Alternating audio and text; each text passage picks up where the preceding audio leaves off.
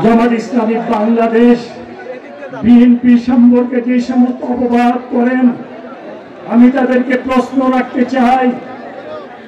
শেখ মুজিবুর রহমান সাহেব যখন বাকশাল গঠনের মাধ্যমে সমস্ত দলগুলিকে নিষিদ্ধ করেছিল, জামাতকে নিষিদ্ধ করেছিল, আপনাদের কি সেই কথা মনে আছে? সেদিন কে আপনাদেরকে রাজনীতি করার অবস্থা ফিরিয়ে দিয়েছিল? প্রেসিডেন্ট জিয়াউর রহমান সাহেব জামাত ইসলামকে রাজনীতি করার অধিকার দিয়েছেন এই বাংলার। তারা তো বিএনপি সম্পর্কে কটাক্ষ করতে পারে না, মুনাফিকি করা উচিত নয়।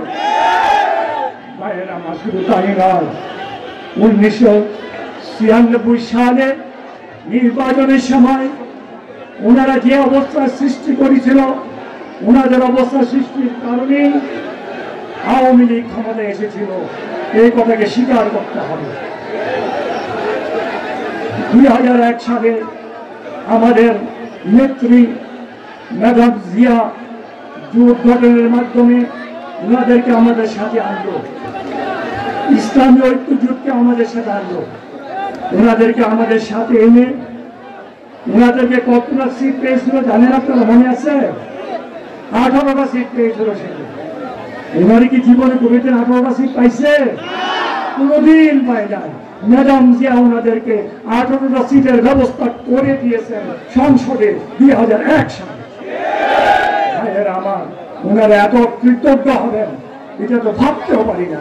শুধু তাই নয়, ম্যাডাম জিয়া ওনাদের দুইজনকে মন্ত্রীর পদমর্যাদায় মন্ত্রণালয়ের দায়িত্ব দিয়েছিলেন। সেই দায়িত্ব পেয়ে ওনারা 5 বছর জামাত ইসলামকে সংগঠিত করেছে।